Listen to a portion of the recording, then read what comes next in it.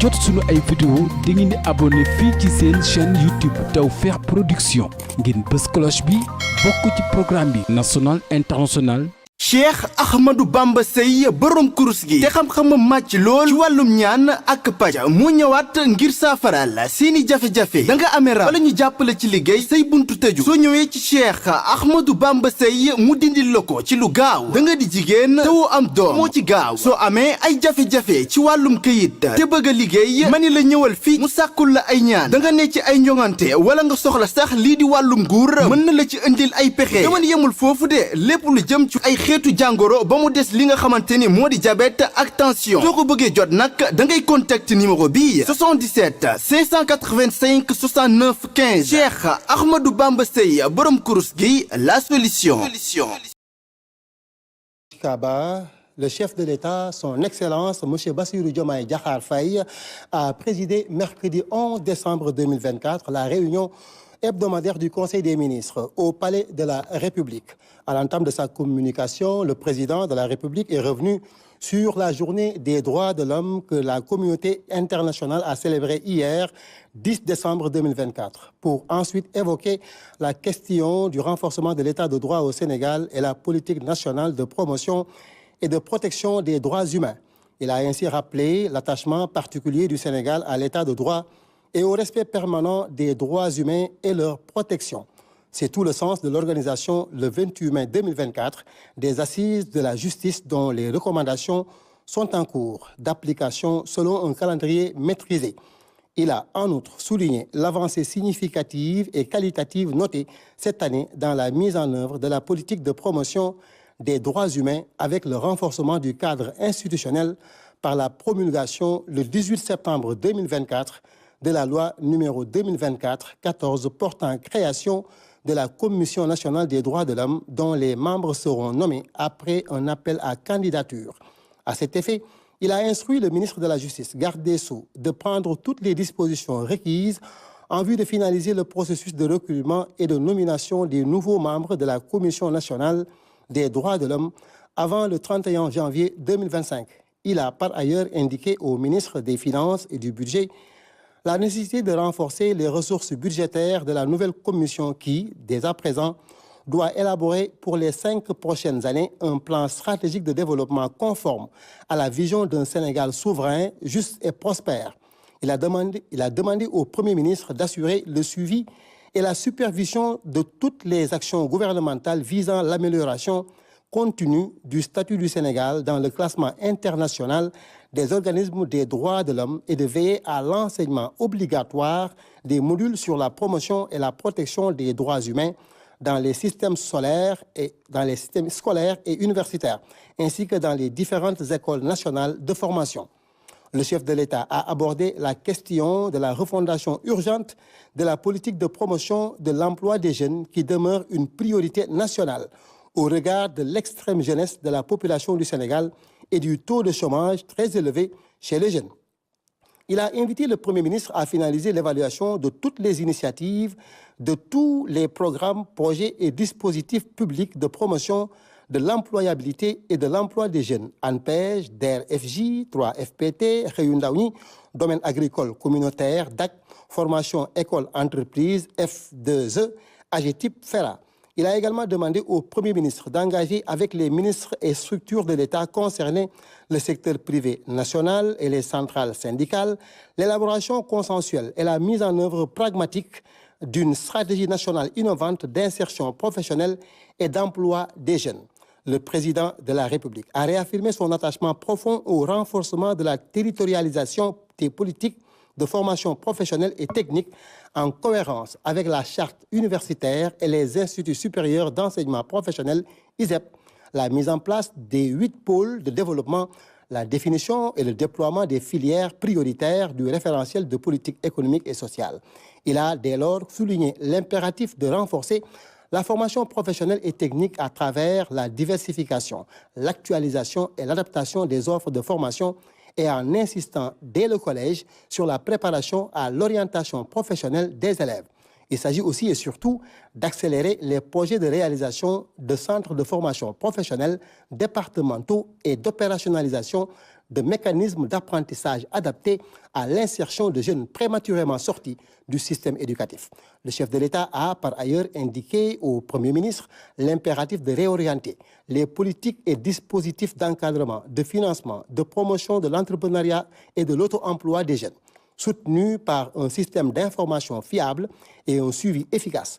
Dans la même lancée, il a souligné l'urgence d'une redéfinition des objectifs et des règles d'établissement des contrats aidés dans le cadre de la Convention nationale État-employeur CNEE, instrument qui doit davantage cibler des secteurs fortement créateurs d'emplois. Il a aussi rappelé au ministre en charge du Travail et de l'Emploi sa directive relative à la bonne préparation de la tenue avant fin avril 2025 de la 3e conférence sociale sous le thème de l'employabilité et l'emploi des jeunes. Abordant la problématique de la maîtrise stratégique du capital humain dans le système éducatif, le président de la République a constaté que plusieurs écoles publiques, collèges et lycées du Sénégal connaissent un déficit criard d'enseignants. Cette situation, qui s'aggrave d'année en année, est fortement liée à l'évolution exceptionnelle de la démographie scolaire et à une mauvaise gestion prévisionnelle des flux d'élèves, des emplois et des compétences dans le secteur éducatif. Il a par conséquent demandé au ministre de l'Éducation nationale, au ministre de la Formation professionnelle et technique et au ministre des Finances et du Budget de finaliser dans les meilleurs délais, sous la supervision du Premier ministre, un programme spécial de recrutement d'enseignants sur 3 ans, 2025, 2026, 2027, selon les spécialités et matières prioritaires ciblées. Il a en outre invité le Premier ministre à accélérer la mise en œuvre du programme d'urgence de résorption des abris provisoires avec la mise à contribution des forces armées, notamment du génie militaire, dans l'exécution diligente des travaux. Au chapitre de son agenda diplomatique, le chef de l'État est revenu sur ses visites de travail effectuées respectivement à Abu Dhabi et au Qatar. Il a participé au forum de Doha. Pour Abu Dhabi et Doha, il a été retenu d'œuvrer à hisser la coopération à un niveau plus élevé. Le président de la République est aussi revenu sur sa visite à Nouakchott, en République islamique de Mauritanie, pour participer à la conférence africaine sur l'éducation, la jeunesse et l'employabilité des jeunes. Dans sa communication, le Premier ministre a relevé l'importance capitale que revêt l'évaluation de la disponibilité des ressources humaines de qualité dans l'administration publique pour la mise en œuvre de l'agenda national de transformation Sénégal 2050. À cet égard, il a invité les ministres à allier le renforcement des capacités des agents à travers un cadre normé de plans de formation et l'identification des gaps de compétences pouvant être poursuivis par la mobilité au sein de la fonction publique. Évoquant les prochains débats budgétaires à l'Assemblée nationale, le Premier ministre a rappelé les principes directeurs qui ont présidé à l'élaboration de la loi de finances 2025, centrée sur la rationalisation des dépenses d'investissement et courantes, ainsi que sur des efforts de relèvement des recettes, au regard de la situation de référence des finances publiques ressorties des audits. Il a demandé au ministre de s'approprier pleinement cette philosophie de la nouvelle gouvernance des finances publiques qui a nécessité des arbitrages sur les sollicitations budgétaires. Il a été retenu de n'inscrire dans le budget que les projets et programmes matures ayant un fort impact économique et social. Par ailleurs, conformément aux instructions de M. le Président de la République, il a demandé au ministre des Finances et du Budget et à tous les autres ministres, au titre notamment des structures rattachées à leur département ministériel respectif, de faire prendre les dispositions appropriées par leurs services compétents en vue de veiller strictement au règlement à date échue des salaires, bourses d'études et primes diverses dues par l'État. Enfin, M. le Premier ministre a évoqué, en application des directives présidentielles, la priorité à accorder en 2025 au démarrage du plan d'urgence de résorption du déficit en personnel enseignant, en affectant les économies budgétaires issues de la dissolution d'institutions et d'agences au renforcement du dit personnel par des recrutements dans ce cadre. La priorité devra être accordée au personnel contractuel en place. Au titre des communications des ministres. Le ministre de l'Énergie, du Pétrole et des Mines a fait une communication sur l'audit des titres miniers réalisé par son département. Le ministre de l'Environnement et de la Transition écologique a fait le point sur les conférences des parties COP sur la biodiversité, COP16, les changements climatiques, COP29 et la désertification, COP16. Le ministre de l'Agriculture, de la Souveraineté alimentaire et de l'Élevage a fait une communication sur la situation de la campagne de commercialisation de l'arachide 2024, les rendements de l'arachide et la campagne horticole. Au titre des textes législatifs et réglementaires. Le Conseil a examiné et adopté le projet de loi portant abrogation de la loi organique numéro 2012-28 du 28 décembre 2012 portant organisation et fonctionnement du Conseil économique, social et environnemental et la loi organique numéro 2016-24 du 14 juillet 2016 relatif à l'organisation et au fonctionnement du Haut Conseil des collectivités territoriales. Le projet de loi portant révision de la Constitution. Et au titre des mesures individuelles. Le président de la République a pris les décisions suivantes au titre du ministère de l'intégration africaine et des affaires étrangères. M. Mambaba Cissé, conseiller principal des affaires étrangères de classe exceptionnelle, matricule de sol 516-903B, est nommé ambassadeur extraordinaire et plénipotentiaire du Sénégal auprès de Sa Majesté Philippe Ier, roi des Belges, en remplacement de M. Baye Mokhtar Diop, appelé à d'autres fonctions. Mme Fatou Isidora Maragnan, conseiller principal des affaires étrangères de classe exceptionnelle, matricule de sol 602-565D, précédemment ambassadeur, secrétaire général du ministère des Affaires étrangères, est nommé ambassadeur, représentant personnel du chef de l'État pour la francophonie. M. Ibrahim Al-Khalil Sek, conseiller principal des affaires étrangères, matricule de solde 604-448B, précédemment ambassadeur du Sénégal au Koweït, est nommé ambassadeur extraordinaire et plénipotentiaire du Sénégal auprès de Sa Majesté Philippe VI, roi d'Espagne, en remplacement de Mme Marianne Sy, appelée à d'autres fonctions. M. Koulisek, conseiller principal des affaires étrangères, matricule de solde 604-134H, précédemment ambassadeur représentant permanent du Sénégal auprès de l'Office des Nations Unies à Genève, est nommé ambassadeur représentant permanent du Sénégal auprès de l'Organisation des Nations Unies à New York, en remplacement de M. Chernian, appelé à faire valoir ses droits à une pension de retraite. M. Aboubakar Sédir Bari, conseiller principal des affaires étrangères, matricule de solde 604-133I, précédemment ambassadeur du Sénégal au Ghana, est nommé ambassadeur représentant permanent du Sénégal auprès de l'Office des Nations Unies à Genève, en remplacement de M. Koulisek, appelé à d'autres fonctions. M. Biram Mbagnik Diagne, conseiller principal des affaires étrangères, matricule de solde 604-446D, précédemment ambassadeur du Sénégal en République islamique de Mauritanie, est nommé ambassadeur extraordinaire et plénipotentiaire de la République du Sénégal auprès de Sa Majesté Salman bin Abdelaziz Al Saoud, roi d'Arabie Saoudite, gardien des deux saintes mosquées, en remplacement de M. Mamadou Mahmoudou Sall, appelé à d'autres fonctions.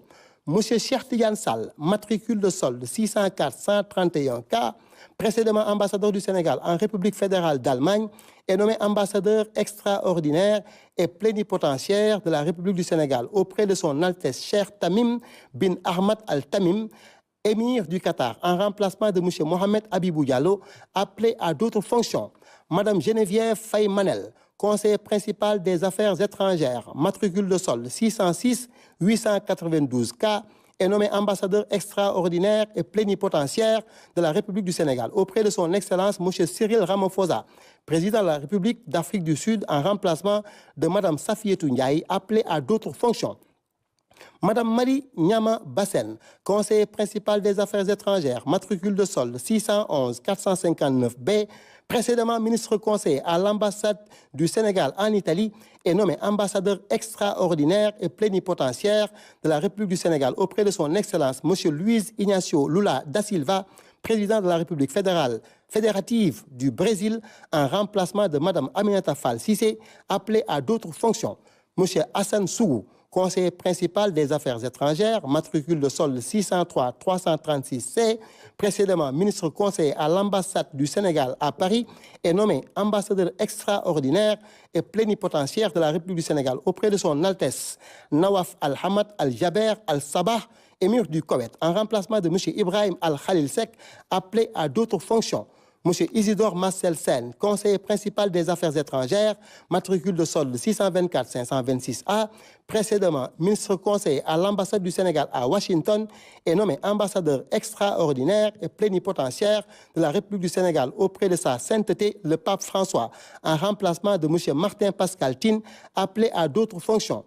M. Moustapha Sokhna Diop, conseiller principal des affaires étrangères, matricule de solde 616-223H, précédemment ambassadeur conseiller technique au ministère de l'intégration africaine et des affaires étrangères, est nommé ambassadeur extraordinaire et plénipotentiaire de la République du Sénégal auprès de son Excellence M.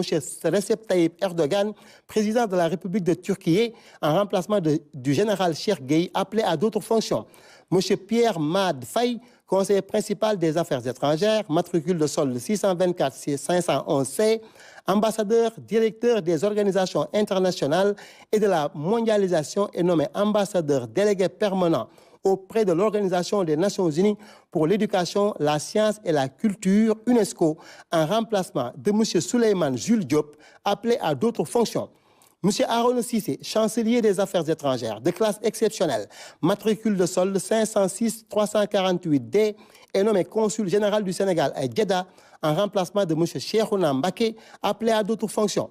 M. Salifou Diadiou, chancelier principal des affaires étrangères, matricule de solde 602-521D, est nommé consul du Sénégal à Naples, en remplacement de M. Idrissa Bensen, appelé à d'autres fonctions.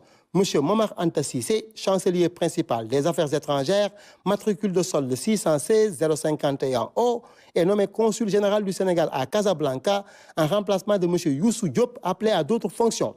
M. Mamadou Lo, chancelier principal des affaires étrangères, matricule de solde 616-055K, est nommé consul général du Sénégal à Madrid, en remplacement de M. Mamadou Moustapha Loum, appelé à d'autres fonctions. M. Lamine Kambaye, chancelier principal des affaires étrangères, matricule de solde 620-657D, est nommé consul général du Sénégal à Barcelone, en remplacement de M.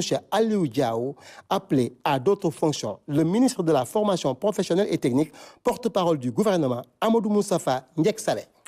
Merci beaucoup Habibou Mbaye pour la lecture du communiqué du Conseil des Cheikh ministres. Ahmadou Bamba Seye borom kurus gi te xam-xamam màcc lool ci wàllum ñaan ak paj mu ñëwaat ngir saafaral seeni jafe-jafe da nga amee rab wala ñu jàppale ci liggéey say buntu tëju soo ñëwee ci Cheikh Ahmadou Bamba Seye mu dindil la ko ci lu gaaw da nga di jigéen te woo am doom moo ci gaaw soo amee ay jafe-jafe ci wàllum këyit te bëgg a liggéey mani la ñëwal fii mu sàkkul la ay ñaan da nga ne ci ay njongante wala nga soxla sax lii di wàllum nguur mën na la ci indil ay pexe dama yemul foofu de lépp lu jëm ci ay xeetu jàngoro ba mu des li nga xamante ni moo di diabète ak tension soo ko bëggee jot nag da ngay contacter numéro bi 77 585 69 15 Cheikh Ahmadou Bamba Seye borom kurus gi la solution. ngir jot sunu ay vidéo di ngeen di abonné fii ci seen chaîne YouTube Tawfekh Production ngeen bës cloche bi bokk ci programme bi national international